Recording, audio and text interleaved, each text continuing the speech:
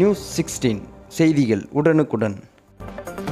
மறைந்த முன்னாள் முதலமைச்சர் எம்ஜிஆர் அவர்களின் 37ஆம் ஆண்டு நினைவு தினத்தையொட்டி பண்ருட்டியில் அதிமுக முன்னாள் அமைச்சர் MC சம்பத் தலைமையில் எம்ஜிஆர் திருவுருவப்படத்திற்கு அதிமுகவினர் மலர் தூவி அஞ்சலி செலுத்தினர்.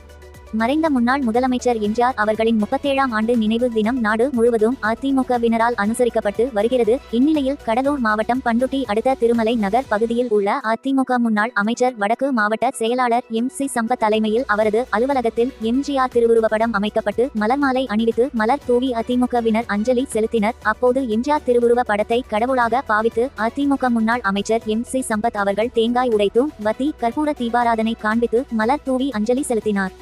இதைத் தொடர்ந்து அதிமுக பொறுப்பாளர்கள் நிர்வாகிகள் மறைந்த முன்னாள் முதலமைச்சர் எம்ஜிஆர் திருவுருவ படத்திற்கு மலர் தூவி அஞ்சலி செலுத்தினர். அப்போது அங்கு திரண்டு இருந்த பொதுமக்களுக்கு அதிமுக சார்பில் அன்னதானம் வழங்கப்பட்டது. அப்போது பேசிய அதிமுக முன்னாள் அமைச்சர் MC சம்பத் ஆளுகின்ற திமுக தலைமையிலான அரசு மக்கள் நலனை கருத்தில் கொள்ளாமல் அலட்சியமாக செயல்பட்டு வருவதாகவும் வருகின்ற 2026ஆம் ஆண்டு நடைபெற உள்ள சட்டமன்ற தேர்தலில் திமுகவிற்கு பொதுமக்கள் தக்க பாடம் புகட்டி அதிமுக பொதுச் செயலாளர் சட்டமன்ற எதிர்க்கட்சித் தலைவர் எடப்பாடி பழனிசாமி அவர்களை தமிழக முதல்வர் அரியணையில் அமர வைப்பார்கள் என அதிமுக முன்னாள் அமைச்சர் MC சம்பத் அவர்கள் தெரிவித்தார்.